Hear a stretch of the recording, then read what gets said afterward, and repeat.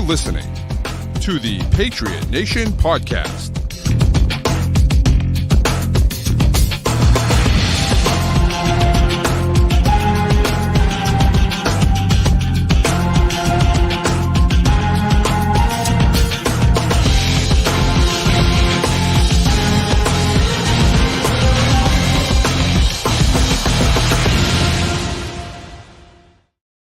All right, welcome into another edition of the Patriot Nation Podcast. As always, it's your guy Pat Lane here with my man Matt St. Jean, and it's been one heck of a week for the excuse me, for Boston sports fans. Tom Brady gets inducted last night. The Boston Celtics are up 3-0 in the NBA Finals. I don't know what's going on with my voice here. Are up 3-0 in the NBA Finals, and the Red Sox are like back to 500, I guess. I don't know. Who cares? But they're always, hey, that's cool. They always go one game below 500 and then win the next game, as far as I can tell. I'm following from Twitter. I haven't tuned into a game since like April. Here's the best part. They just lost a series to the worst team in baseball. Like by far the worst team in baseball. A team that had lost 19 straight games. I don't even know. Some outrageous amount of games they had lost in a row. The Red Sox lost 2 straight to that team. And then they proceeded by beating the best team in the NL. So, I mean, who knows? But no one really cares about the Red Sox. Anyways. Well, nobody knows what they're doing because, there's no Red Sox fans at Fenway Park. That's a great point. I love they how. They are all at TD Garden and Gillette Stadium last. And that's the best part of it, right, is that there was that tweet. And I don't know, if you guys saw that tweet that on Wednesday night, that was like Boston's the best sports town in America because they've sold out 2 arenas and there's 0 games being played in those arenas.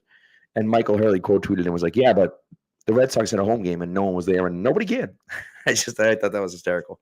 So it turns out your owner coming out after being criticized for 2 full years now, minimum, for not spending enough money, saying, everybody's got the same chance. Who cares? Does not drive people to the ballpark. That just, I can't even. I don't want to get into that schmuck. But hey, we're here. It's a great time. The Celtics almost blew it last night. Almost blew it, but they didn't blow it. And that, to me, that kind of, they were just lacking that. I feel like the last few years, I know Luka fouled out and whatever, but like they were lacking that. Like this was a complete meltdown in the fourth quarter. They were up 21. All of a sudden, they're up 1. And you're like, oh, my God, they're going to lose this game. Like, all the momentum's gone the other way. They're going to lose. They're on the road. Tough environment. Like, who knows what's going to happen? And then they end up pulling out the victory. And I was impressed by that. And to me, it was almost more impressive than going up 21 was the fact that they were able to stop that slide. And, part of that was Tatum, and a lot of that was Jaylen Brown. Tatum had a very nice dunk in mixed in there as well. But, look, this is what they've done all year long, and this is who they've become. And I think that, whether it's the Jays figuring it out finally, whether it's Drew Holiday adds another element there, whether it's, whatever it might be, whether it's Joe Mazzulla, I don't know. But they've figured it out, and they're 1 win away from a championship. No one's ever come down from 3-0 to win. So I think we can safely kind of eliminate Dallas. And I just feel like unless the refs literally hand the game to Dallas tomorrow night, I don't see how they win game 4. One thing I appreciate about how this team has grown is the way they stay steady when things get tough. Because in past years, when the other team starts making a run, you're going to get really bad decisions with the ball and awful things happening. And, for the most part, even when things weren't working, they kind of stuck to their game. And they've done that all postseason. I think it speaks to the buy-in that you've gotten with the coach, too, because it's a whole lot of, hey, like we're not necessarily trying to win each and every possession. We're trying to win games. And within games, like we're going to have runs and they are going to have runs. And you just have to stick to what you're doing because we believe that over the course of not 5 minutes, not 10 minutes, not 12 minutes, not 24 minutes, but 48 minutes, it's going to make us the better team. And time again, it has all postseason. So it's crazy that they're 15-2 in the playoffs and Kristaps Porzingis is out. Like, he's played 6 games. This team is. I think this team can play better than they have, and we're looking at possibly 16-2 in the playoffs. That is unbelievable performance. And I will say, it's scary to see the other team come back. We've never once talked about on this podcast the fact that the Rams came back from down 17-3 in Super Bowl 36. We've never talked about how the Panthers came back from down whatever it was in Super Bowl 38 to take the lead in the fourth quarter. We've never talked about, the Eagles didn't really make that. They did not, no. The end. But, we've never talked about how bad the third quarter was in Super Bowl 49. It doesn't – how you get there doesn't necessarily matter. Dallas is a good team. They're on the ropes. They're at home. Of course they're going to make a run at some point. You held up. That's all that matters. So one day, hopefully you finish it out in Game 4 Friday night and that bring that trophy home to Boston, keep the duck boats. That's right. That's right, baby. So, and listen, I think your point is kind of well made, and I think it does segue nicely into where we are right now, right? With Tom Brady being inducted into the Patriots Hall of Fame, and you take a look at those teams and the coach. Not that Joe Mazzulla is Bill Belichick, let's pump the brakes, but you take a look at the coach and the players that were there and how they always kind of stayed even keel. And everyone talked about Brady and how he brought that passion and desire and work ethic with him everywhere. And they just played their game nonstop over and over again. And that's one of the things that made him the greatest of all time. A litany of things, but certainly one of the things that was his ability to perform in the clutch, no matter what's happened before, no matter how many times it's happened. That Saints game is a great example. With the Kenbro Tompkins catch in 2013, they had tried twice in the last few minutes of that game to get the lead back and failed twice. Brady had thrown an interception on one of those drives, and we're thinking the game's over, and they get the ball back because of their defense and, drive down the field and score a touchdown. And it's those are the types of things where, yeah, sure, we're back against the wall. We can't do it hasn't been done before. And, maybe we're not able to do it. But they figure it out somehow. 2009 against the Bills, where they scored 2 touchdowns. 2013 against the Browns, where they have to recover an onside kick, right? Shout out Kyle Arrington. Yep. So it's all those different things that that happened that went into it that made Brady who he was, and of course made Belichick who he was as well, and made the Patriots such a winning team for 20 some odd years, and we're seeing that with the Celtics now, which is really cool. And that's this year, so who knows if that continues, but that's how you build a dynasty with guys like that. And if they can continue to play this way and continue to be as even-keeled as they are and as talented as they are, there's no stopping them in the next few years of winning multiple championships or at least getting to multiple finals. Yeah, I mean, if they're healthy next year, the expectation is at least that you make the finals. Obviously, when you get to the finals, anything can happen. Right. But, they're constructed as a great team. And you talk about the group that we saw out there last night is last year's team, but without Brogdon, without Smart, without Rob Williams, plus Drew Holiday. Yeah. A lot of this is internal development. Derek White taking a step up, Tatum improving so much as an all-around player, the way he sets up everybody else on this team. Jaylen Brown making his handle better, becoming a more confident player, playing really well at both ends of the floor.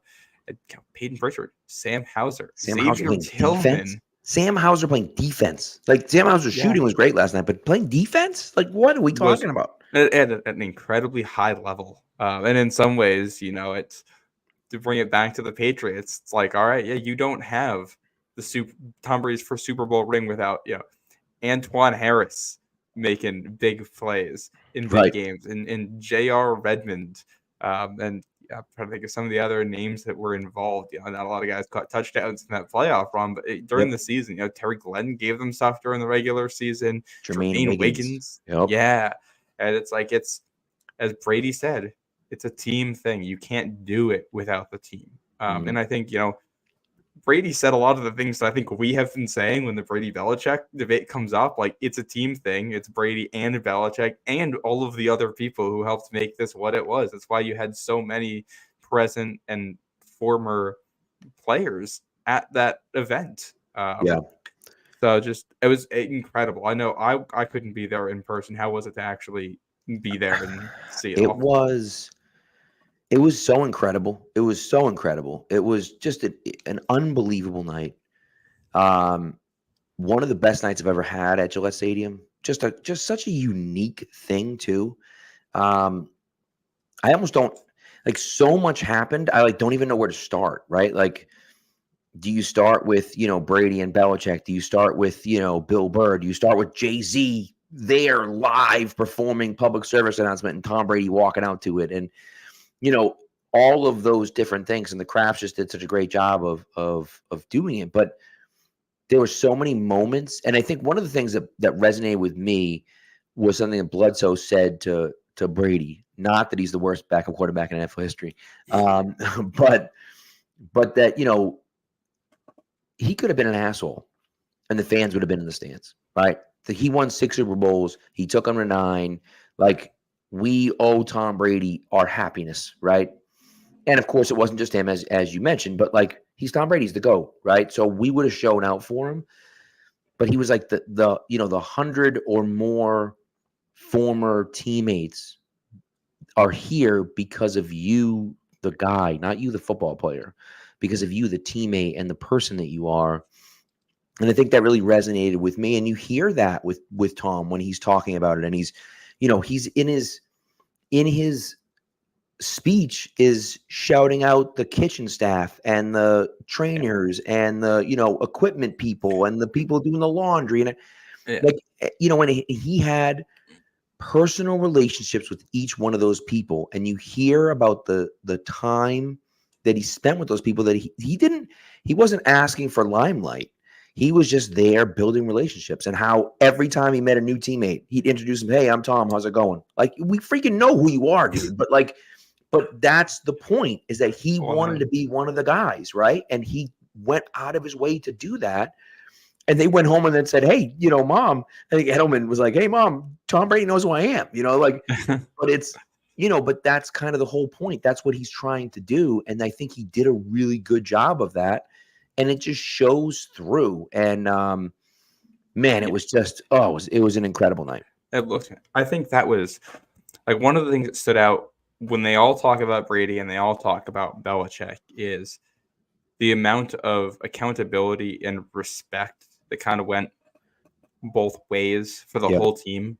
If you're an undrafted free agent showing up to a team that already has 3 Super Bowl trophies with this quarterback, right, and he's the one introducing himself to you, that makes you want to go run through a brick wall for this. Like, obviously you wanted to make the team, but that's going to take it to another level. And also the fact that this guy's a team captain, he did his homework. I'm sure Brady at some point before that is probably researching all of the undrafted free agents that they've signed, looking up pictures so he can recognize them when he sees them in the hallway, looking up fun facts about all of them.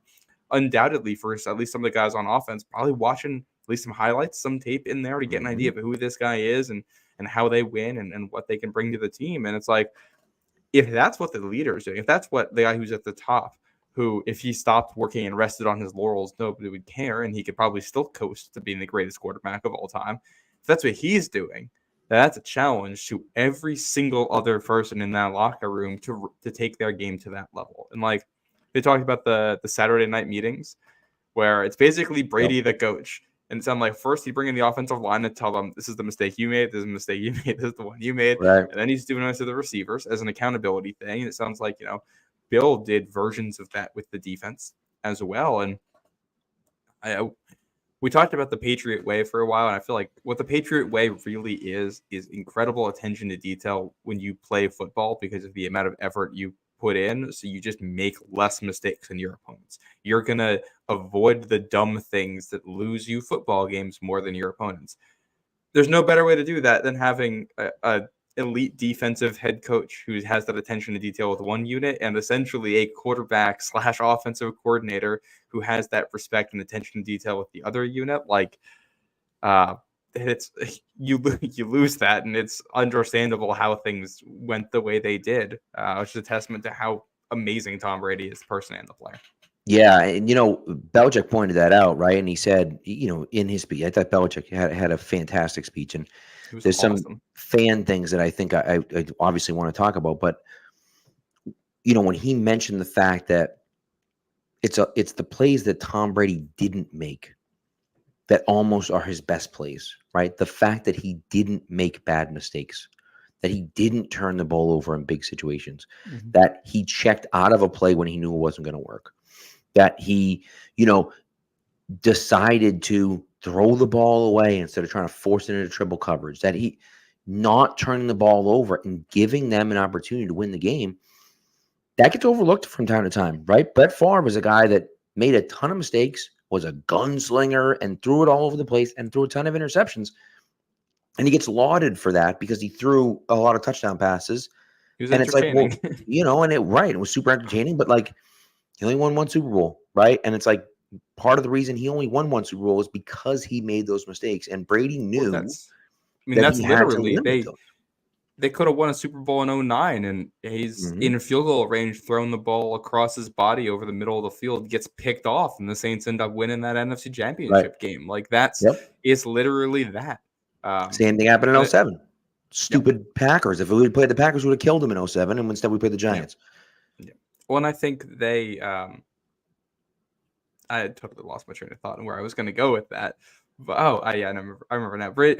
Bill was talking about how he also loved the way Brady would bounce back because nobody's going to be Yeah, perfect. Football's of hard. course. You're Right. going to have bad moments, and he talked about how in 01 they knew they needed to go to one quarter, and they went to Brady. He didn't have his best game against the Rams, but they knew they needed to go to one, so they committed to it. And the next game, Brady went out and had at that point the best game of his career.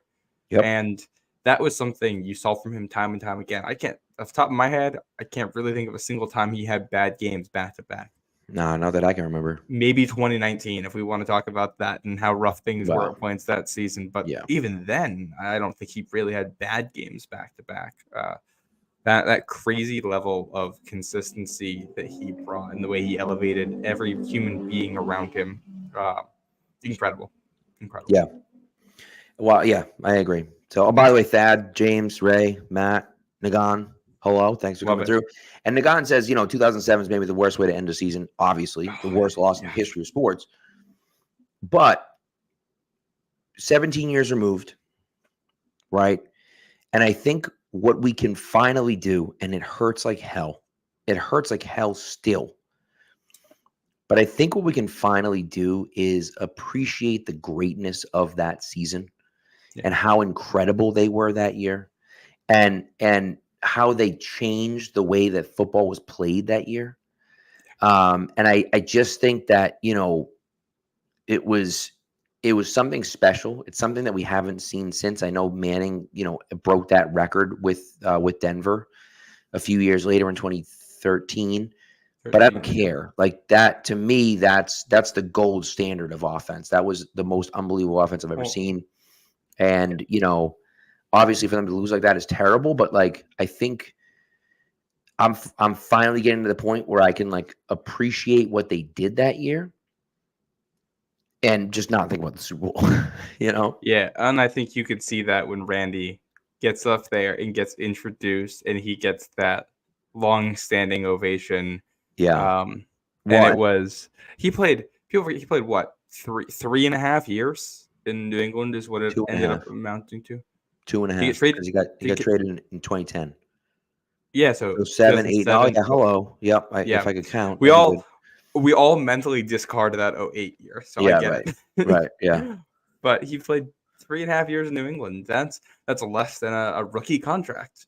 Right. And to come in and get that ovation, I feel for him because I know he was a guy who early in his career and late in his career bounced around the league a little bit. I think was trying to find where exactly he was home in the league, and to come back for an event that isn't even for you and get that reception must have been incredible for him. Yeah, you know what? And I think I was chatting about this last night with my dad on the way home. The thing about him, and of course, it didn't end particularly well here. and it really didn't kind of end well at a lot of places with Randy. And I think he's regretted that at times, and as other guys have too. The same thing happened with Ty Law when he left here, right? But he's been back, but he's never been back in this type of scenario where it's like, hey, introducing Randy Moss to the crowd. Like, hasn't really been that type of scenario where we've been able to really, truly show our love and appreciation for him as a fan base. And so last night is one of those types of things where, where we were able to do that. And I think that he was a little overwhelmed because he wasn't expecting it, right? He wasn't expecting it. And I think it was a real moment. It was a real moment for us to say thank you to him, for what he did and the amazing, play that he gave us for 3.5 years. And that's, it's one of those hard things that, like, it's tough. It sucks that he retires without a ring, and we'll always have those question marks and everything. But, like, blame the Ravens for that too in 2012, because he Right. almost could have had one then too. It was with the Niners, a right? yard away. Yeah. And that's so. It's those types of things where you look at it and just say, man, like, there are so many interesting parallels and interesting ways that it goes. And I just think, to me, like, it's a really interesting, landmark, I think, for him, where it's like, man, he was just so good. He was so good. And the 23 touchdown season, I mean, it's just outrageous. And I can remember back to, because now you got to remember, now I was, 23 in 2007. So, like, I remember it. And I remember watching him, and we were talking about that first game against the Jets. And we hadn't really seen Randy, and he wasn't really great the last year in Oakland. And it was kind of like, ugh, I don't feel great about this guy. And I think the first pass that Brady threw to him in the year, he just threw a bomb. And Moss had started out on the right side, the right outside, and just ran all the way across the field. And just and that was it. And it just ran by everyone. And it looked like he was jogging the whole time. And he just ran by every single guy and caught the ball and walked into the end zone at the other pylon. And I was like, oh God, this is gonna be so much fun. And it was. I was rewatching that game the other day because I wanted to experience it again. And it's funny because he did catch passes before then, and they're all like underneath. I think there's one that's like a slant he took for like 20 yards at one point, but it's very much like a slow burn. Like, I think he gets I don't think he gets a catch on the first drive. I think he gets like one on the second drive. There's a drive later where he gets like 2 or 3 catches in it. And it's like, okay, I'm starting to see how this looks. And then they bring that one out. And I think he had talked about how, like, he and Brady just kind of had like not a signal on it, but they kind of knew he was going to be open. It was just going to be like, if the defense is this, I'm going to go straight. If they do this, I'm just going to go all the way across the field. Defense give him that, he goes all the way across the field. And it was just like, there's no stopping it. And I think, that's amazing. But some of the later ones, like the touchdown he had against the Bengals, the one he had against Washington, a couple of jump ball ones were incredible. Obviously, the 23rd against the Giants is fantastic. The 2 Miami ones, just outrageous. The one where he caught it with his bicep. I mean, it's just, Well, and that 07 team is like, that last Sunday sucked. But the other 18 Sundays with a couple Saturdays and Mondays, I think, mixed in there. Yeah. Incredible. Pure spectacle. You didn't want to miss a minute of it. Like, I was in 4th grade at the time. So I'm a kid then. And it was funny for me because, like, I grew up watching the Pats win Super Bowls, but also the first Super Bowl that I can actually remember watching in any way is Super Bowl 39. Like, 38 and 36 are ones that I know I watched, but my memories of them are mostly, the DVDs and highlights and things like that. And in 07, that was the kind of, oh man, like, I'm finally old enough to start to appreciate what's actually going on out here. And it felt unstoppable the whole way. Obviously, unfortunately, it wasn't, but it really did feel that way. And that's those things. Obviously, the championships are fantastic, but as a fan, sometimes you got to stop and smell the roses a little bit along the way too. And that journey was fantastic. Yeah, it was, and that's And so as terrible as it was, hey, look, you look back and try to look back with a little bit of fondness if we can. Um, Yeah. and so, anyways, okay, so the Randy Moss moment was incredible, and it was kind of unscripted. We didn't know it was coming, and then it came, and it was awesome. The Bill Belichick moment was cathartic, and of course, that's the first time we've seen Belichick since, right? He had the press conference, obviously, and then he was in the roast. But to see him in that moment and to be able to uh, say thank you, really, right? And that standing ovation lasted damn near 3 minutes. Yeah. And it was well deserved, and it could have gone on for another 20 minutes if we're being honest, right? But Yeah. Bill tried to silence the crowd multiple times, and we weren't having it. We just weren't having it. He had to hear it from us. He had to know from us, and we gave him that loud standing ovation because he deserves it. And look, there's a lot of people, myself included, that thought it was time to move on for Bill Belichick. Okay, and I stand by that take. That doesn't mean he's not the greatest coach in the history of the NFL. He might be the greatest coach in the history of all sports, right? And so, just because, okay, fine, maybe it was time for us to move on. Like, hello, he's still the best ever. And so, of course, we're going to love and appreciate him no matter what. And that's one of those things where people are like, oh, you're all hypocrites. And this is like, no. Don't get it twisted here. Like, no one's sitting here saying that it wasn't Bill Belichick and that Bill had nothing to do with it and Tom was just along for it. There are people saying that, obviously. But, like, anyone with a brain is saying, like, he's the greatest coach of all time, but it might have been time to move on, right? Yeah. He deserved that ovation. He got it. It was fantastic. It was great. It was great about it was that, like, Tom stood up and was giving him the ovation. Then Tom sat down, and then people were still going. And Tom was like, "Well, okay." He stood back up and started cheering for him again. It was just great. It was really, really awesome, and Bill deserved it.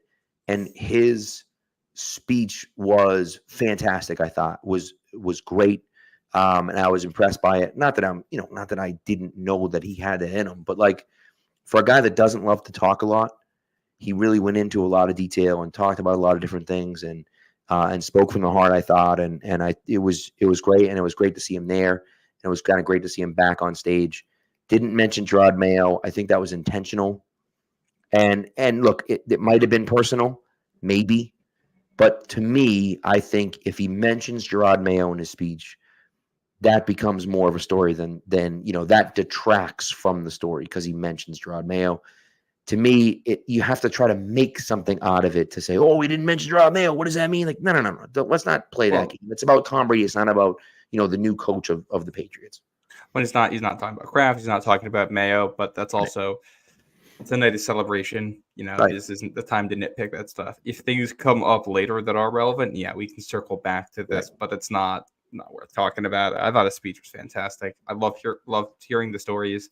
The Pebble Beach one, I think he's told that one good. before, but so funny. And very characteristic of who Belichick and Brady both were. I would love to know what they were saying to each other on stage when they were both up there just talking to one another, because they had, of anybody that came up to talk to Brady, they had the longest kind of one-on-one exchange both before and after the speech.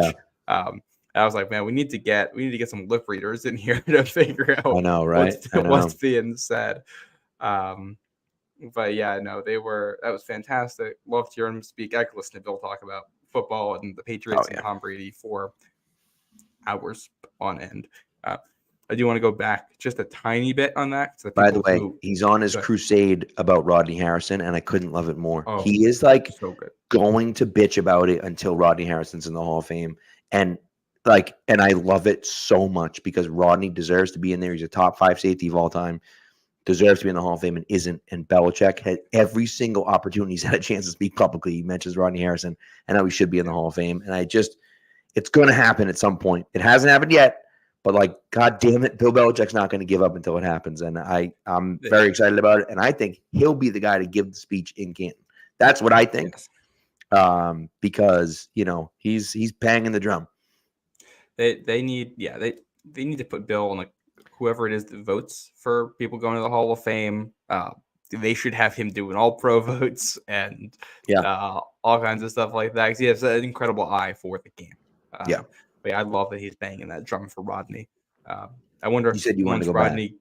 Oh, go ahead. I will. I wonder if once he's done banging the drum for Rodney, when Rodney gets in, if he's going to turn his attention elsewhere. The name that immediately comes to my mind is Matthew Slater. If he's going to start banging that drum. So, yeah, we'll see. I did want to go back for a second to the people who introduced Bill Belichick.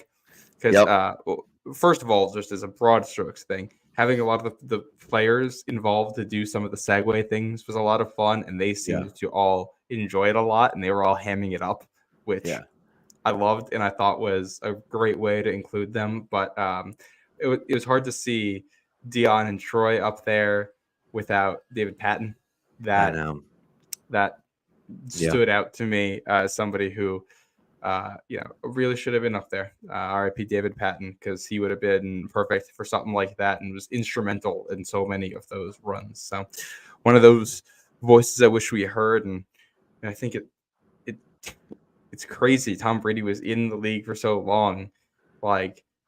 David Patton isn't his only former teammate who has passed on. Like there are others as a result of just life happening and Brady's career going so long that things happen. I mean, there were others who also could have been there in celebration too. So yeah, I just wanted to give Patton and all the other former Patriots a shout out there. Yeah, no, it's a great call, and that's of course, right? And Terry Glenn is one of those who's passed on since, and so it's crazy to think about, and of course, Patton obviously played with Brady a lot longer than Terry Glenn did, but it's it's sad to see, and it's it's nice to kind of have those memories. And you're right, like to not have him up there was something that as you're sitting there, and I'll tell you, it was almost as cool for me. Sitting next to my dad, and we're like, "Ooh, there's James Devlin. Oh, there's LeGarrette Blount. Oh, there's Stephon Gilmore. Oh, there's Matthew Judon. Oh, there's this guy." It was cool to see all those guys back, right? And that was a really fun part of it. I thought a ton of guys, like I think it was reported that over 100 guys were there. Was David Givens there? I don't believe that he was. I don't believe he was. That's a name that he was a Patriots playoff legend. The guy, he caught a touchdown pass in 7 straight playoff games, 8 straight playoff games, something like that from 03 to 05. Totally, just faded into obscurity after that. I don't know what he's up to. I don't know if he was there. He's another guy I would have loved to see. In an ideal world, that group of receivers who's up there introducing Bill at the end is going to include Troy, Dion, David Patton, David Givens, throw Bethel Johnson in there too for some of his contributions to the team. So yeah, but they were doing the, what do you call it? They were only doing 2 players at the time anyway. Yeah. No, it was cool. And I just thought it was extremely well done with all those guys there. And I thought it was really cool. And of course, they retired Brady's number, which obviously they announced they're commissioning a statue, which I think is great. And I had said that was going to happen as well. I think everyone kind of predicted that was going to happen. 12-foot statue, of course, 12, right? But it's pretty cool that it's going to be, out there in the plaza. For everyone to kind of see. I wouldn't be surprised if at some point in the future there's a Bill Belichick statue somewhere near that as well, similar to where it is in Green Bay, where they have Lombardi and they also have I think they have Curly Lambeau. Maybe I'm wrong about that. They have another guy as well. Maybe it's Hornick. I don't remember who the other guy, the other statue is. Yeah, they need a Belichick statue to go next to that Brady one. And I wish that was something they could have announced last night, honestly, but I do get why they're not going to. Yeah, not yet. You're going to wait until he's officially retired, until he's done coaching, and then you can do that. And so maybe it was Bart Starr that I honestly don't know. I was there last year, or no, 2 years ago. I don't remember who the second guy was, but either way, there'll be a Belichick statue, you would think, at least. The other guy I wanted to give a shout out to was Peyton Manning. Peyton Manning got a standing ovation when he came out. And he's such a professional, right? He's a guy that he just is so gregarious. It's hard not to like Peyton Manning. Like, of course, we didn't like him when we were playing against him, and people will still bring up the HGH stuff and all those other things and whatnot. But like, it's hard not to like him. He comes across a very likable guy, and the thought that I had sitting in the stands, and it's funny, I didn't tweet it out, and I think Alex Barth, I think it was Alex Barth tweeted it out last night or this morning. I'm sorry. Was they remind, and my dad had said this as well, so I'll give him credit because I know he's watching too. That reminds you a lot of Magic and Bird, how they were rivals, and they were both at the top of their game, and they played against each other, and their teams didn't like each other, but they were friends off the field. And I think that they were that way pretty much their whole career. And it's rare to see guys have as good of a relationship as him and Manning have. And so I thought that was really cool. Him coming out and talking the way he did for quite a while with Tom. I like the mutual respect there. I would love to learn more about their 08, 09 adventure with some high school wide receivers in middle of nowhere Tennessee. Yeah. We need a follow-up story on where these receivers are now. Some journalists, please dig into this, get their names, find out what happened to them. We get the full story. Now that we're far enough removed that I think we can get details on that one. But yeah, I'd love that he came for it and was a good sport about the whole thing. Nobody would blame Peyton Manning for saying, I'm never going to Gillette Stadium ever again. Yeah. That'd be completely fine. And just to show up, I think there's a ton of respect to him. And I love all the former players who were giving Tom the shout out. People who beat him, people who lost to him, all those big rivals.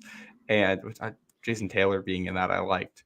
Shout out to them for doing it. Shout out to the Patriots for putting that together. Genius move, because there is nothing 60,000 Boston fans love doing more than booing Eli Manning. Like that. It was so good.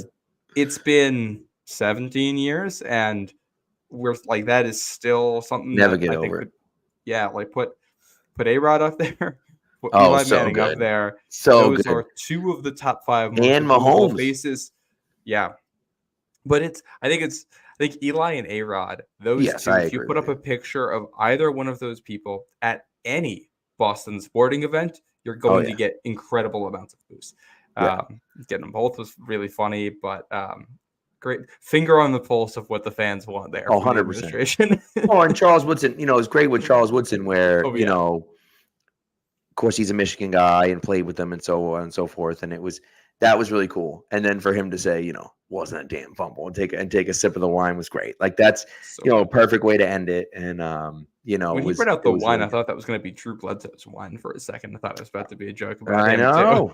I know. Yeah. A little Drew shout out, but and Drew's, he's another guy, man, that's so gregarious and outgoing and so incredibly well spoken. That's a guy that could easily be in media if he wanted to be. He doesn't need to be because he makes enough money selling wine and probably doesn't need to be in the limelight, but he's a guy that certainly could be if he wanted to be. I think so.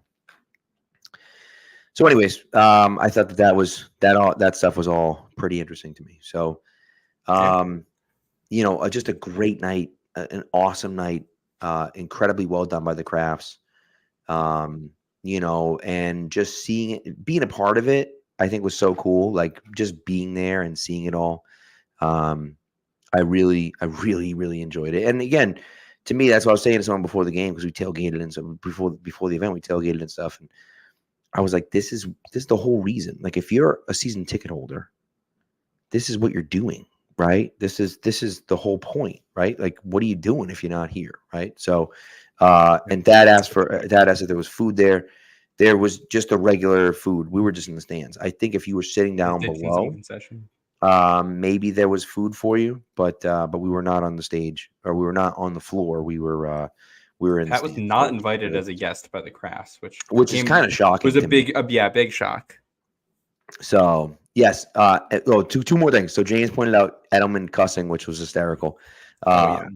And then Brady saying, he paid him $10,000 to mention him by name, which was hysterical. And then Edelman following it up with a tweet saying, I would have paid him $20,000 to mention games with names, which is incredible. Yeah. And Which, then, by the way, the last episode of that with Matt Light is his. Oh, I gotta watch that one. Yeah. And then lastly, for me, what I thought was really cool, and there were a good amount of current Patriots that were there. Every single Patriots rookie was there. Yeah. And not only were they there, they were wearing their jersey, which I thought was pretty cool. Like it's a little corny, but I thought it was pretty cool. They were all there. They stayed for the whole thing. It's like, hey, this is how it was done. This is what happened, right? Yeah. Learn something, right? See what he did, see what they did, and try to emulate those things that these guys did for so long. And I just thought it was great. And in some of in Brady's speech, he talked about how hard football is and how that really builds character, and you do it because it's difficult, not because it's easy, but because it's hard. And that stuff I thought was great. And so those are the things that I love to see. And these guys are sitting there doing that. And I thought it was great. Just good old fashioned indoctrination. Love it. Yep. Exactly. My first thought after that was no pressure, Drake. Yeah, right. Of course. Yeah. Oh my Lord. Yeah. And it's funny because these are the shoes you're still trying to fill. This is the job, is to somehow live up to that standard, which no one ever will, but it's the goal. And it's a phenomenal experience for Drake May to get to see Brady talk about all of that stuff and experience what that stadium can be like. It's the first time those rookies have been at Gillette Stadium with a crowd too, getting to experience what Boston fans are like. They'll get a little taste of training camp and then obviously into the season, but this is their first real experience with that, which is great for them. And yeah, I think I even saw some of the undrafted free agents were there too. I think I saw Charles Turner was there, the undrafted center. So just incredible opportunity for them to soak in some of that stuff, and hopefully a little bit of that greatness rubs off on this next group. I think the only thing I was possibly disappointed in was that when they did that group of receivers up on stage, I wish Dion was up there too. So they could have gotten really from him or Troy, somebody who was there from the beginning. So they could have overlapped the entire era instead of starting with 07 and on. I think I wish they could have gotten some of those early years too, but I get it. There's only so much room up there, only so many microphones. Well, and that's hard, right? It's just difficult to include everyone, right? Because you have to include Gronk, you have to include Jules. The top four. There were the top four for touchdowns. And I think that was kind of the thought process. I wouldn't have minded having Dion or Troy up there over Wes, but then again, they had Dion and Troy up on the center stage as opposed to that stage. So they were involved, but I think it was a good event for Wes too. Somebody who has butted heads, we'll say, with the New England Patriots since leaving. Good point. He's a guy where if he turned down being at this event, I don't think anybody would have been super shocked by it, given the way some things have gone. The fact that he's willing to come back, I think, says a lot. Matt Patricia was there. That's a guy who, with how things have gone, has every reason to not show up, and he came. I think says a lot about the respect that they have for Brady and for the organization. For all the, so we'll say, issues, the drama around the crafts, they really do protect their own. Like, if you are a Patriot, you are a Patriot, and you are part of the family. And I don't know how many teams could have done something like what we saw at Gillette last night. Yeah, I agree with you. So we got to get into an ad break, but before we do, I just think, just to kind of put a bow on this, there were so many good years. There were so many great years, right? And you talk about, Brady was the starting quarterback for 18 years and made it to 9 Super Bowls. Made it to, what did they say, 13 AFC Championship games. Won the division 17 out of 18 years as a starting quarterback. Just man, like And the one year they didn't win the division, it was a tiebreaker that they lost right. on. It's not Yes. like they've And finished with the so same record as the division correct. winner. When Tom Brady was a starting quarterback, with Tom Brady as a starting quarterback, they never as a matter of fact, even when Castle was a starting quarterback for that matter, from the year 2001 until the year 2019, they never finished below. They finished with the best record in the AFC East. Maybe Tied tied with with the it. best record in the AFC East, but they finished with the best record in the AFC East, which is Yeah. insane to think about. Yeah. That type of run that they went on. So, you know, And of they course, got a ton of great times, but it was great. It was really nice to relive all that. And I'm hoping in some ways that game is a nice pass the torch moment to the next iteration. I think in some ways we felt like the Brady return game against the Bucks might be that moment. It wasn't. So Yeah. maybe this is a nice ceremonial passing off. Yeah, you never know. You never know. So Yeah. Want me to read my ad here? yeah, let's do your ad and then we'll get into some minicamp stuff. Yeah. The NBA Finals might be almost over, but you still have a chance to go see the Celtics possibly win a championship, hopefully win a championship. And Game Time makes getting NBA Finals tickets even faster and easier. Prices on the Game Time app actually go down the closer it gets to tip-off. With killer last-minute deals, all-in prices, views from your seat, and their lowest price guarantee, Game Time takes the guesswork out of buying NBA tickets. You can even use seat views to get a panoramic view from your seat in the app before you buy. Take the guesswork out of buying NBA Finals tickets with Game Time. Download the Game Time app, create an account, and use code CLNS for $20 off your first purchase. Terms apply. Again, create an account and redeem code CLNS for $20 off your first purchase. Download Game Time today. Last minute tickets, lowest price guaranteed. You're in the Dallas area, traveling to the Dallas area, and you want to try to catch the Celtics, hopefully finishing off this title Friday night. Use Game Time. There you go. Love it. Love it. Now let's get into some minicamp stuff. And here's the thing we talked about this Brady stuff, right? And of course, how Brady was a great leader and how he was unafraid to call guys out for making mistakes. And you're starting to see a little bit of that with Drake May. Not yelling at guys, not belittling guys, but KJ Osborne tells a story, and I feel like we've talked about this on here before, but KJ Osborne tells a story about how in a route that he ran with Jacoby Brissett at quarterback, May came over to him and said, "Hey, I think you really could have run this route a little bit better. It was fine, but you could have run a little bit better." And they had already talked about it. And so he was like, "Hey, I appreciate you coming and talking to me about that." Those are the types of things that you don't see, right? That oftentimes you don't hear that leaders and winners do, right? And I think that that's one of those things where it gives you a little bit of an excitement for what you see from Drake May. And of course, we've seen his ability on the field, and we've seen a little bit of what he can do. And I think, and as we start, and we'll get into it, of course, but the mentality that he has off the field and the way that he interacts with his teammates, I think that makes a huge difference, And, again, I think that, that Mac Jones had that to a certain extent. Obviously not enough of it, right? And so we'll see if Drake May has enough of it and can put the work and the time in. And I think his ability, of course, is significantly higher than Mac Jones' ability was. Whether he ever realizes that ceiling or not is a question, but then that comes down to it. And look, Tom Brady said last night, he was like, "Look, I was incredibly lucky. I walked into a quarterback room with Drew Bledsoe, and I had a ton of really good coaches with Charlie Weiss and a lot of other offensive assistants that were there. They were great coaches, and I got to learn and get developed by those guys." And he said, guys will ask me, "Who do you think is the best young quarterback going to be?" And he said, "I don't know. Tell me where they're going and who's developing them."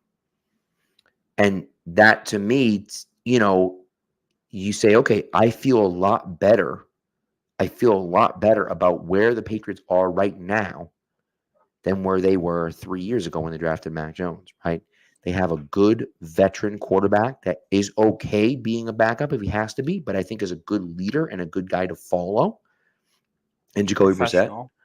professional guy. Mm-hmm. AVP, I think, is a very good offensive coordinator. He's a smart guy. He, of course, played quarterback in the NFL. And TC McCartney, from everything I've heard, seems to be a solid quarterbacks coach as well. So, of course, the jury's out on him still. I mean, who knows? But You got Ben McAdoo in and they that have group McAdoo as well. We're And those are the things where I feel like they're set up for him to learn and develop and understand what's going on. And they're not rushing him into a situation where he has to play. And they weren't necessarily doing that with Mac Jones either. He beat Cam Newton out. But to have a guy like Brissett in his corner, where if he beats out Brissett's not getting cut. He's staying on the team as a backup.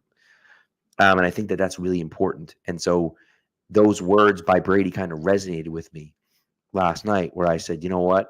I feel a lot more comfortable with the situation that Drake May's in right now than Mac Jones was a few years ago. When you talk about comfortable in the situation, from an X's and O's perspective, a lot of that is having receivers that can make plays for you. Mm-hmm. And you look at minicamp, the last play of minicamp is Jalen Polk with 1 second left on a 2-minute drive, catching a leaping, diving touchdown, the back pylon from Drake May, which is what we've been looking for. And I think Polk has been a little bit slow to come on at points in this. He's not like he's not a guy who's going to wow you before the pads come on, I don't think anyway. But it sounds like he has been a monster in the red zone. Yep. And I was listening to, I believe it was Bucky Brooks and Daniel Jeremiah, their podcast. I think that's who it is. And they were doing an exercise this week talking about the most consistent players at each position of all time. Yeah. So we're talking about guys with like 8 consecutive 1,000-yard seasons as receivers, 8 consecutive 80 reception seasons as receivers, things like that. Right. And the one common trait with all the guys, that was what we're talking about. It's not speed, it's not quickness, it's not height, it's hands. They all had excellent hands. A guy who right now has the opportunity to tie Jerry Rice for most consecutive 1,000-yard seasons. Mike Evans. Yep. He's not the fastest, though. He's fast. He's not the quickest. He's just a good route runner. He gets open and catches the ball, especially that big frame, which helps him. And I then translate that to a guy like Jalen Polk. I think he's a guy who's a good enough athlete to play wide receiver at a high level in the NFL. Still needs work on his route running. Still needs detail work all over his game, I think, which you would expect. But he catches the ball. And I think when you talk about a young receiver, the only way to get better is to be on the field, to develop and learn and grow. Right. And one way to make sure you are actually on the field to get those reps is if you catch it when they throw you the ball. Like if you're not open, but you still do make plays, that means they're going to keep putting you out there, which gives you more opportunities to work on your game, more reps with the starters in practice to fine-tune everything and then maximize that opportunity. And the fact that Polk is already, we're not hearing about him creating crazy amounts of separation, but they're in the red zone and he's catching touchdowns in minicamp. And it's like, all right, that is how you earn the trust of a young quarterback and put yourself in position to be developed. And I love to hear that. Absolutely. And it seems as though him and May are inseparable, right? They were sitting together for the majority of the night last night. And that's what you need, right? That's what you need to do, right? Cooper Kupp and Matthew Stafford would have breakfast every morning, right? Before Cooper Kupp's huge year. And so I think that those are kind of those interesting things where you look at it and say like, hey, this is kind of where we're at. Right. And, we'll see where Polk goes and how good he can be. But I do think I totally agree with you that having that reliability of just catching the damn ball when you're out there.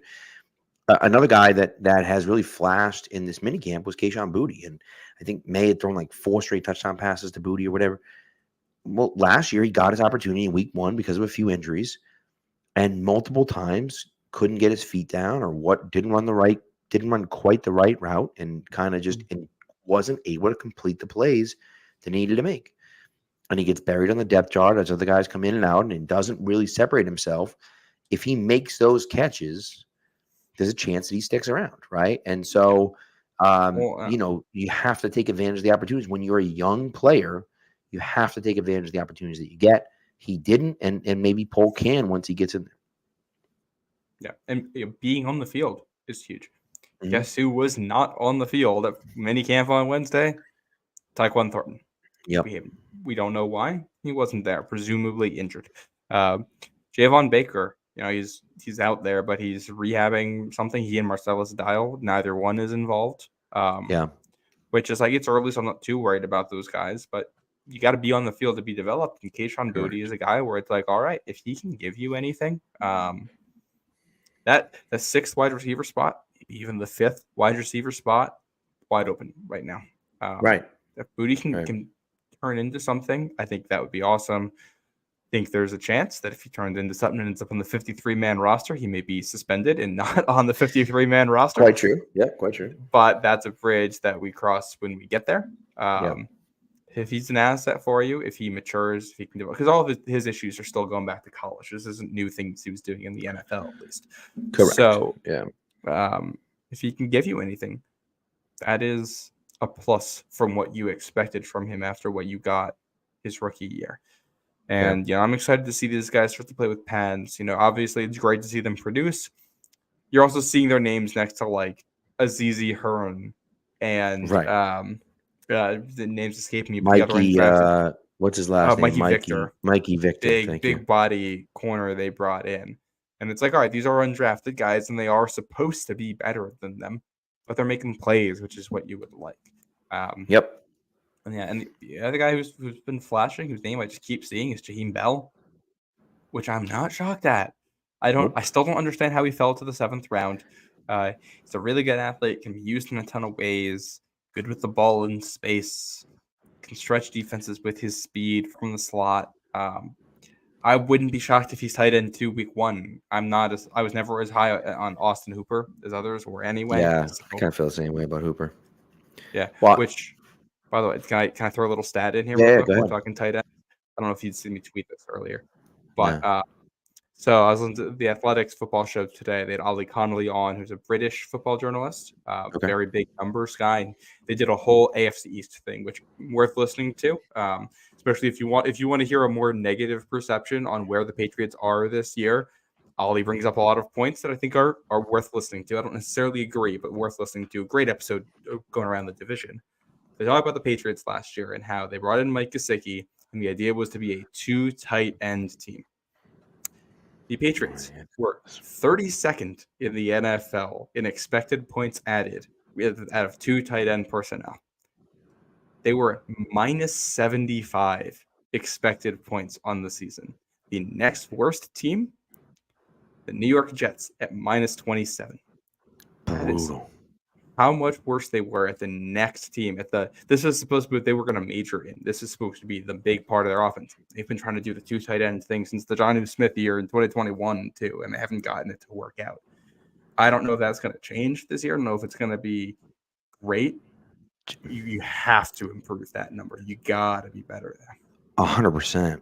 It just, golly. I mean, like, it's so bad. Real bad. And that's including like Pharaoh Brown taking that 75-yard touchdown or whatever against the Jets. Right. And that's, man, those are the types of things that you just can't have. You need more when you get those guys out there. And here's what I'll tell you. And I don't know this for sure, but I would venture to guess that Jaheim Bell and his Florida State teammate, Johnny Wilson, both dropped so significantly because teams didn't know what to do with them. They didn't know, like, what are you? Are you a tight end? Are you a fullback? Are you, like, what position do you play, right? And Johnny Wilson's kind of the same way, where it's like, well, you're like 6'8" or 6'7", great, but like, you're not super fast, so you're like kind of like you're like kind of like a wide receiver, but you're kind of like a tight end, but you're not really strong enough to play tight end. It's like if I were playing Madden, right? Johnny Wilson's a guy I would draft in the 6th round and switch him to tight end, and then I would dominate in the seams because he's just faster than all the linebackers that try to cover him, right? And so, but that's not how it works in the NFL, right? And I think the thing you know, with Johnny Wilson too is that despite his big frame, he doesn't have like great hands he doesn't. either. You're So right about he's that. totally Yeah. like this unicorn of a player. Yeah, right. And Wilson may never pan out, and Jaheim Bell might not pan out either. But I think that the reason they dropped is because teams looked at them and were like, what do we do with this guy? Right. And I think that more than anything is why they ended up where they were. And look, it benefits the Patriots because they were able to get him, late in the draft in the 7th round, and and we'll see what happens. I mean, it doesn't guarantee he's gonna be a great player or anything like that. They're not wearing pads yet, but just the fact that he's out there making plays right now is a good sign for the Patriots.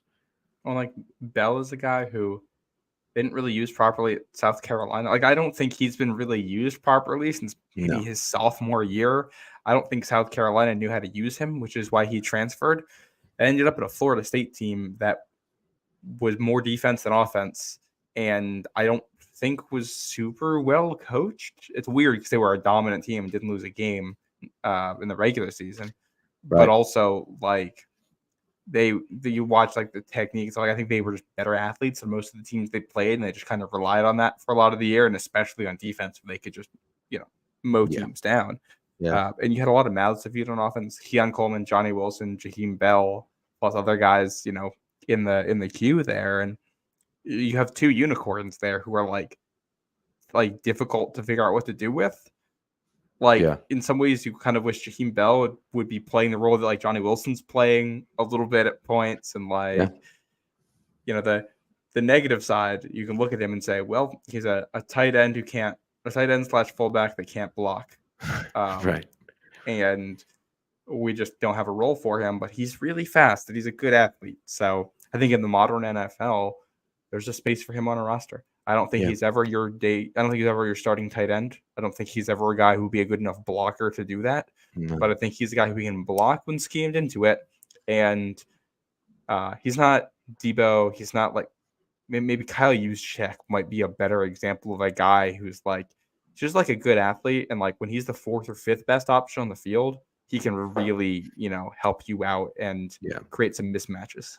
Well, and that's kind of the idea, right? Is that he's never going to be a number 1 target, but as an ancillary piece, as a guy that's kind of like a little bit of a gadget guy, I love it. So, so we'll see. 7th round. Right. And so minicamp's over. They don't have anything going on until training camp. Which of course is about a month away. They haven't officially announced the dates yet, so we don't know exactly when they're going to be. But usually it's usually around the 20th or 21st or 22nd, somewhere around there of July. And so we'll see. I think it's probably be that week. So I think the 21st is a Sunday. So usually they start on like a Wednesday or a Thursday. So I would think, what's that? Second, third, fourth, like July 24th, 23rd, 24th, somewhere around there. Depending on how it is, like they do start on Monday and they do 2 unpadded practices and get to the real ones Wednesday. We'll see. I can't wait to see the pads come on. I can't wait for preseason. I can't wait for the joint practices. They got 1 this year, just 1.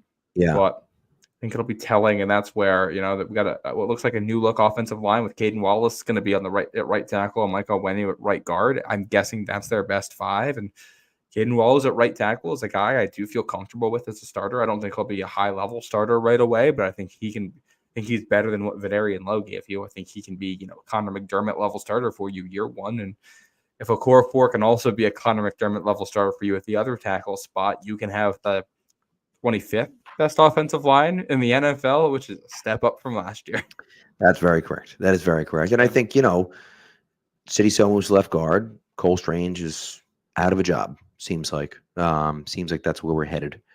Well, if he's not out there, and if he gets healthy, but hopefully, the ideal outcome here is that you get to camp, Cole Strange is back, and he looks like a starter, and we can throw months of worrying about this out the window, because then City So can go back to the right side on when he kicks out to right tackle. Caden Wallace goes back to backup swing tackle, or however they want to use him, and you have your backup configuration set for if Strange does go out. But yeah, that's brutal injury for Strange, and the longer we go without updates, the more it just doesn't anxious that it doesn't look good. Doesn't look we're good. at like if he's starting the year on the PUP, Like, if Yeah, he's that's not coming not. back until week 7, No. then you're a backup now. Like, that's unless the line is absolutely awful and Right. unplayable without him. He's Right. just going to be a backup when he comes back, and he Kind of might seems not, like it. but it'll take a time to like get up to full strength. Like, there's a world where Cole Strange is not fully healthy to play football until 2025. Like, that's the Yeah. tough part with stuff like this. And that was something we talked about last year. Like, he is a rookie. He got thrown in with bad coaching. He looked good at points, but was up and down. And then he apparently got hurt during camp last year, was trying to play through it, struggling, and then gets hurt and might not really be himself and fully healthy. If he gets no training camp, then he's not going to be fully himself for football ability for the whole season. So you're not going to get like 100% Cole Strange until 2025, and at that point his job might be gone, and you're shipping him out for a day 3 pick somewhere. So hopefully it goes another way, because he seems like a good dude, and if he can be an asset, I want him in New England. But that's the way the sport goes. It's tough business. Yeah, kind of. Yeah, it's not great. So, Yeah. all right, we got one more ad to do, and then there's a little new contract that we have to talk about that we'll get into quickly, and then we'll get you guys out of here. So Prize Picks is America's #1 fantasy sports app with more than 5 million members. It is the most fun and exciting way to get in on the action while you watch your favorite sports and players. You just pick more or less on 2 or more player stats for a shot to win up to 100 times your cash. With Prize Picks, you can turn $10 into $1,000 in a single game watching your favorite sports this summer. You can make a Prize Picks lineup in as little as 60 seconds. You just need to pick more or less on 2 to 6 players, stat projections, and you're locked in. Now, the NBA Finals are almost over, but there's always actions on Prize Picks, and this is the perfect time to try out something new. You can try out esports this month, because for every Wednesday and Saturday in June, if your lineup doesn't win, you'll get your entry fee back. You can choose from Counter-Strike 2, Call of Duty, League of Legends, and more. Now, this week, I'm going all NBA this week. I'm going Jason Tatum over 25 points and Kyrie Irving over 25 points again. Sneaky one right there for you. And then I'm going Caitlin Clark with more than 3.5 3-pointers made, and Brianna Stewart for more than 23 points. So download the app today and use the code CLNS for a first deposit match up to $100. That's Prize Picks. If you download the app today, use the promo code CLNS, and they will match your first deposit up to $100. Prize Picks. Pick more, pick less. It's that easy. All right, so last bit on the agenda, Trevor Lawrence, the #1 pick from 2021, got paid. Wow. A lot of money. A lot of money. I honestly don't know if he's worth it yet. I don't. But if you wanted to keep him around, you kind of didn't have a choice. Well, Nate, it's a tough situation because he's played, what is it, 3 years as a starter now? And his first year as a starter, he's got Urban Meyer as his head coach. And then last year, just an insane number of drops and errors around him and plays that went the worst possible way, and a receiving core that I don't think really fit his strengths anyway, or really fit one another. A lot of overlap with all the guys they had. So it was a really weird room. I'm not upset with it. Like, it's $200 million guaranteed, which is 4th among all quarterbacks right now, which sounds crazy, but this is how the quarterback market works. Like, he's over Lamar Jackson now. He's over Jalen Hurts. He's over Jared Goff, Kyler Murray, Josh Allen, Mahomes, even Deshaun Watson's still at the top of that leaderboard. Yep. But when you look at the average value as the percentage of the cap, he's 10th in the NFL, according to Spotrac. I don't know how you say that. Spotrac, I think. I don't really know. Yeah. Trevor Lawrence is probably about the 10th best quarterback in the NFL. And when you also add in the fact that other quarterbacks will get paid and that it will slide down that leaderboard, I think it is probably completely fair market value for him. He's not a bad quarterback. he is somewhere between like the 15th best and the 8th best at this point, depending on how you want to read things and how you want to project him into the future. But he's still young. I think he hasn't played his best football yet. He's at a market value thing. I think this is just something you have to do if you're Jacksonville. Right.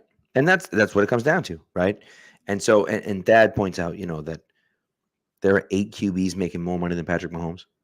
And he's right about that. It's kind of crazy.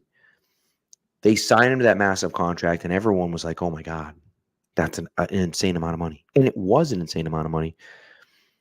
He counts for under $40 million against the cap this year, which is a little bit of a discount. Now, in the next 3 years, he counts for $66, $68, and $64 million, respectively, over the next 3 years against the cap.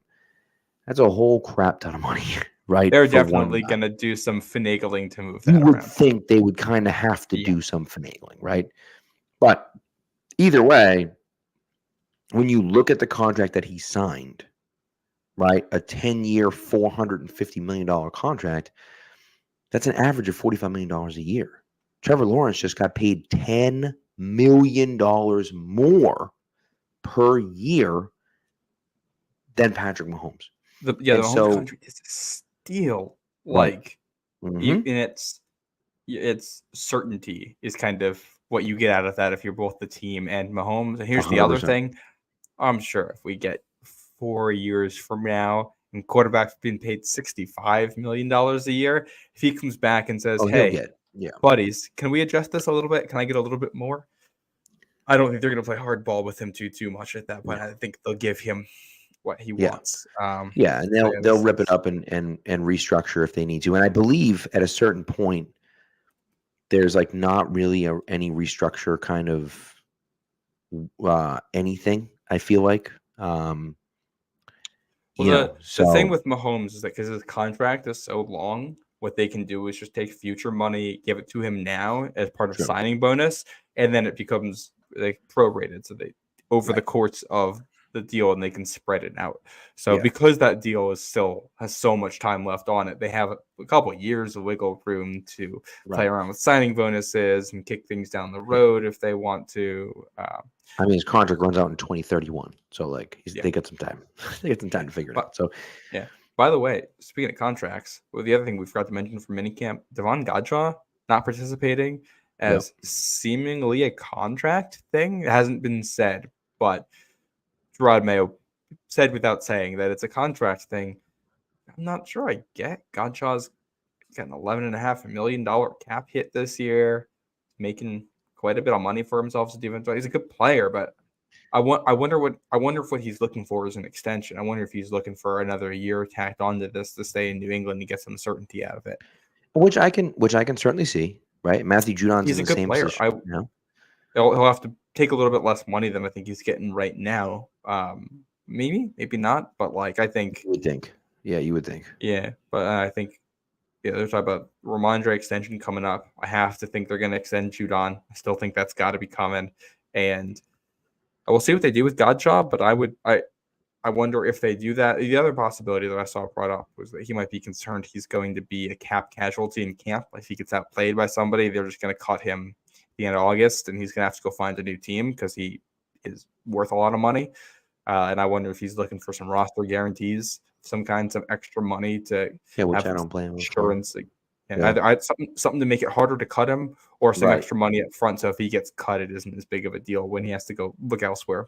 Which makes sense. Which definitely makes sense. Actually, matter of fact, as I was walking, so my parents had gotten there early. My wife dropped me and my sister off. On Route 1, and so we were walking down Route 1, and I'm walking by the McDonald's on Route 1 across the street from the stadium, and who's walking up with like a big cardboard box in his hands? Matthew Judon. He's walking the other side. I'm like, is that Matthew Judon? I'm like, yeah, sure it is. I'm like, I don't know what the hell he's doing walking Route 1, but here he was. And I'm like, Matthew, I'm like, good luck this season. And I said to him, like, that contract's coming. It's coming. We're going to get you that extension. So he's like, appreciate it, or something like that. He didn't really respond, but well, he hey, thanks, whatever. So he has to get paid. You've paid all these other guys. You have to pay Judon. He's been a good soldier. He's here. He's at minicamp. He's got the face of the franchise the last few years. And he says all the right things. He wants to be a leader. He's trying to be a leader. To me, it's like, why are you paying all these other guys if you're not going to pay him? So I hope they do the right thing with him. I think that they will. Another guy that I saw that was there last night, and I mentioned his name, was Stephon Gilmore. If you don't love what's going on in camp with your outside corners, might not be a bad guy to give a call to and see if he will be willing to come back on a short money deal for 1 or 2 years. I think that would make a ton of sense if you don't love. Now, listen, if you feel like Alex Austin and Isaiah Bolden and those guys have taken a step forward, Marco and you Wilson. feel like right, and they can actually be like contributing players on the outside. Okay, I'm okay with letting the young guys eat. I got no problem with that. But if you're concerned about their progression and you don't think one of those 3 guys can make an impact on the outside, and even Marcus Jones, I'll throw in there, although I think he's a slot corner, I'll even throw in him, and maybe John Jones is that guy, and we don't have to worry about it. But if you don't see one of those guys be in that kind of third corner, that depth corner, and you're really worried about it, I wouldn't hate to see them throw some money at Stephon Gilmore.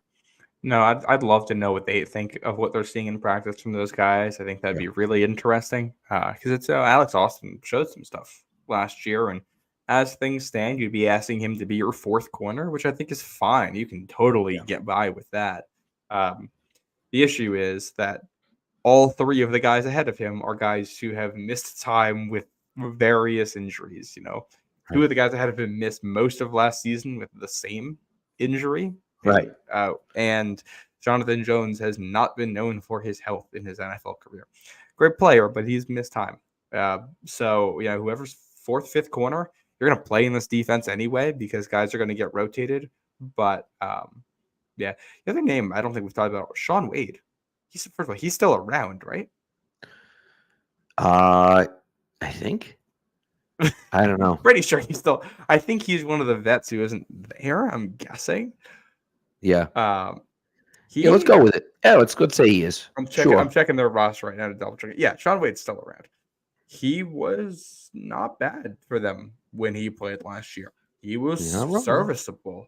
And all right, if it's Shaun Wade and Alex Austin as your corners 4 and 5, and you like what you've seen from Marcus Jones, who isn't there right now, and you obviously Jonathan Jones is a starting caliber corner. All right, I think we got something going, and that's your top 5. And then can Marco Wilson challenge somebody and give you something? Can Isaiah Bolden challenge somebody and give you something? Can any of those undrafted guys, Azizi Hearn, whose name has been heard a lot here. The other guy whose name I forgot earlier, and I'm forgetting again right now, who Jalen Polk, I think, beat for a touchdown at one point. The bigger guy, Mikey Victor. Yes. Any of those guys, if they can challenge for a spot, this is a team where if you're an undrafted free agent, you're going to have chances to make a team. So, I'm not opposed to bringing Stephon Gilmore, especially as kind of a vet mentor for Gonzalez. I think the 2 of those guys would go well together. I think if you bring in Stephon Gilmore, that means one of Jonathan Jones or Marcus Jones is a rotational player for you. It's not going to be Jonathan Jones. So, I would like it from a football perspective. I'm not sure. I think Justin Simmons is the one that probably makes more football sense for them this year, as long as they like the depth at corner and what they're seeing. Yeah, I agree. I do agree with you. So, we'll see. See how it goes. I bet Gilmore's looking for a contender he can land with too. I would assume that he probably is. That to me makes the most sense. But I wonder if a place like Philly, although they just drafted 2 guys who are probably going to get a ton of playing time for them. Good point. A team that would make sense maybe is Detroit with Terrion Arnold there. They could probably use a little help at outside corner right now. I don't know. We'll see. That'll be a saga to watch. I'll be rooting for him. See wherever he ends up going. Yeah. So that says Gilmore to San Fran. I think San that's Fran. Interesting. I don't think he'd be a fit in what they want to do defensively, to be honest. Although I'm not 100% sure. Yeah. I suppose you're not necessarily wrong. So But they might also they fired the defensive coordinator for a reason last year. So, but they fired him because he wanted to be aggressive and play a lot of man defense, and I think they want to go back to more regular like zones and stuff like that. So I don't know if he's the guy they want for that, which I think would be a silly reason to pass on him. I think if you can get a guy like that and make him work, you do it. But right. Yeah. So all right. Well, I think that's what we got, man. I think that's all we got. Mhm. Anything else you want to add before we go? I don't think so. No. Okay. If the Celtics do win Friday night, enjoy your celebrations and be responsible. Yes. Don't do anything stupid. Yes. Or not. Yeah. So no, it's that's all I got. right. I mean, listen, I think that we I think that we it's an exciting time. It's an exciting time for the Celtics. And so we'll see. And I don't know if they're going to win game 4, but I kind of just feel like I almost wonder if Dallas is even going to show up for game 4. So that almost, I feel like, the Celtics obviously take that huge lead in the third. And I feel like Dallas coming all the way back and then losing anyways is almost more of a gut punch than if they had lost by 25 or 30. You got points from Luka. Not a bad Kyrie game. Pretty good No Kyrie game, Porzingis. Tatum, who I think played pretty well, but still like not a hyper efficient scorer. So it's not that Tatum can have a 50-point game. Like I wouldn't be surprised if it happens tomorrow night. Yeah, and you didn't have to deal with that, and all of that, and you still can't get a win. Especially with Luka and him begging to be taken out of the game with fouls. Yeah. Just like one of the most deserved foul outs I think I've ever seen. I'm shocked 100%. He didn't get a technical in there too. Man, he just that guy. It's annoying too because he doesn't have to be like this, but he chooses to be. So yep. I think you play your game if you're the Celtics, and if you should win. And if you don't, there's no reason to be nervous whatsoever because I don't have any faith that the Mavs can do enough to win for 2 games in a row. No, me neither. So if that does happen, if the Celtics do lose, the next game would be Monday night, correct? Yes. And so if that were the case, obviously we will not have a game on Monday. We'll not have a show on Monday. And then so we'll figure it out from there. I'm not 100% sure where we're going to go, but we'll let you guys know. We'll probably end up doing it on Tuesday maybe. Or another day. Who knows? But we'll give you some fun content of some kind next week. We'll let you guys know. Let's put it that way. Yeah. So then we'll go from there. So anyways, thank you for coming through as always, people. The chat was going strong. We appreciate you guys as always. And we'll see you guys hopefully on Monday night. Go Celtics, and hopefully they'll close it out Friday night. Take care, guys. Thanks for listening.